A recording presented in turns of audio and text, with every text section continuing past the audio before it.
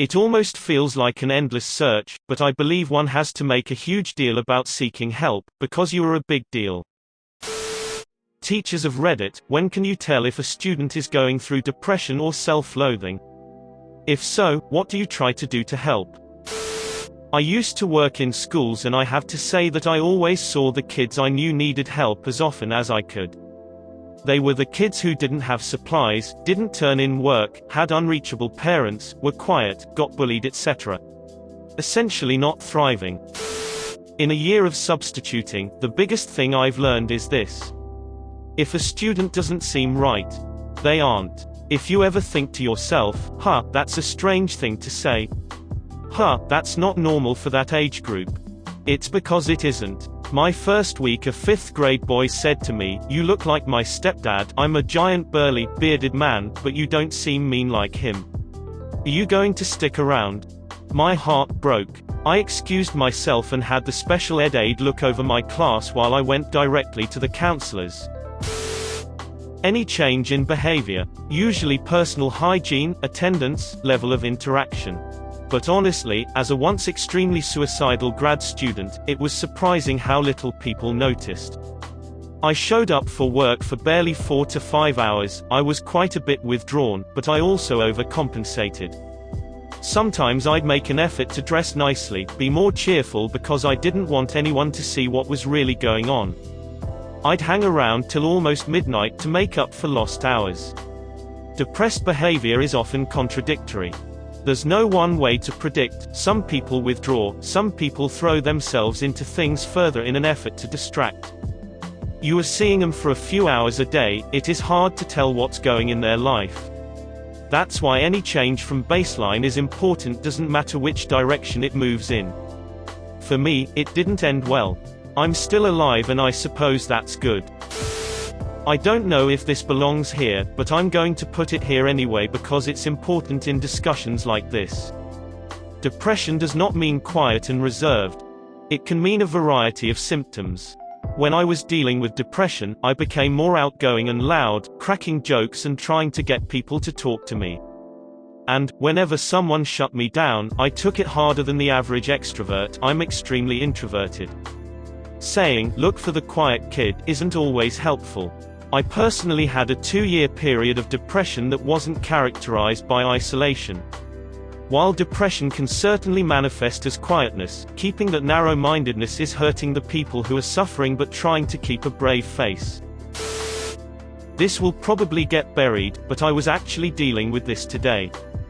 I have had a freshman, 15 years old, in my class all year that is super quiet and withdrawn most of the time, but occasionally will contribute the most insightful, well-thought-out, knowledgeable responses in class. He clearly understands the content, but spends 75% of the class sleeping or tuning out. Early on, I noticed that he was clearly bright but not engaging, so I continued to check in with him. He mostly stayed withdrawn, and when I asked him what was going on, he would just shrug. I reached out to home and received no response, and continued checking in with him one-on-one, getting the same shrug.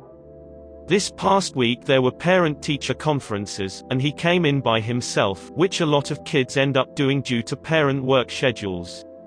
We chatted again, and when I asked him how he was doing, he said, "Well, you remember what it was like to be 15, which was the most detailed response I had gotten from him.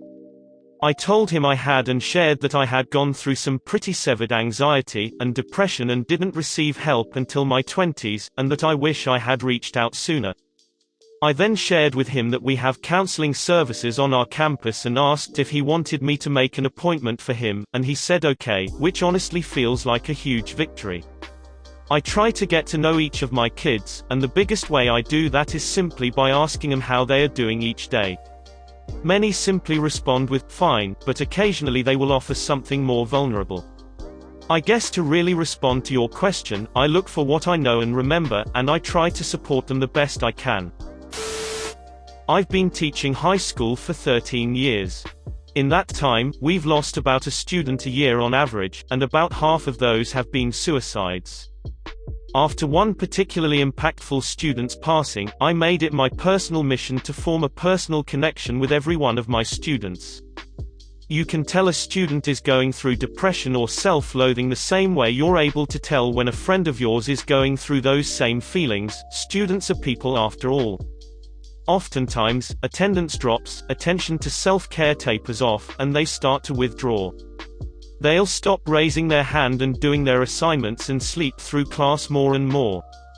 When that happens, I try to pull kids aside and say, "Hey, I've noticed that you seem like you're going through something. You're not alone. I'm here for you and I care about you."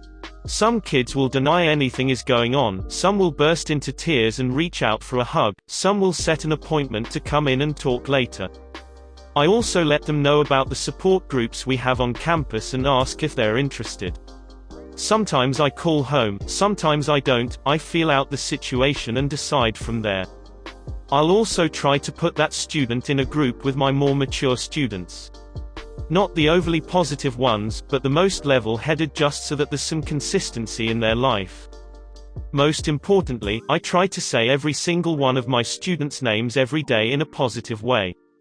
I want to talk to every single kid every single period, even if it's just a, "Hey, I love your new shoes." I pay special attention to the kids I know are going through something.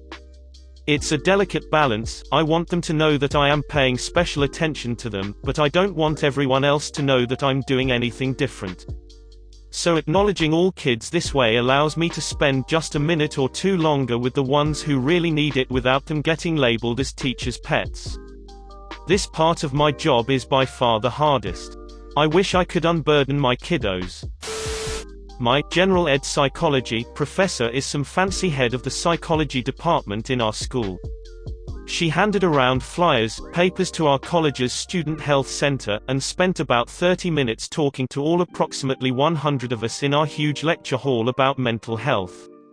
She mentioned the procedures, such as how it's basically like asking for advice, and it's not a scary place. She mentioned how, when you get sick, you don't say you're diseased. When you break your finger, you don't call yourself disabled. When you go to your doctor for a checkup, you're not always sick, sometimes you're just getting checked in. She mentioned how seeking mental help, or seeking mental evaluation, can both just be that, mental checkups for yourself. And, for those who felt guilty about their mental illness, it doesn't mean to negatively generalize your whole self as negatively ill or broken. She basically made everyone feel human, and sometimes our brain, head, or body gets sick sometimes. She kept mentioning how our college's mental health services are all free if you're a student. And how everyone in that room qualifies for it. She asked everyone, who's interested in going, and who plans to go, and few students raised their hands in relief. I was already debating to go because of my mental struggles, but hesitated every time I passed by that student health area for about a year. The paper she gave us mentioned how we can call or just walk in. The paper even mentioned how it doesn't have to be about stress, just about how to help shape us for healthier mental lives. It mentioned confidentiality, and a place where one doesn't have to feel ashamed of their illness or struggles. This happened about a week ago, so I'm still a little emotional by writing this, so my words might be a little everywhere. Either way, I'm still too afraid to go to the health building in person, but I have been seeking professional online resources support now. It's a small step, and I know people have to push themselves to get better, like still getting a shot, despite being afraid, but just hearing this professor open arms and remove some fears really relieved some doubts and fear about seeking help.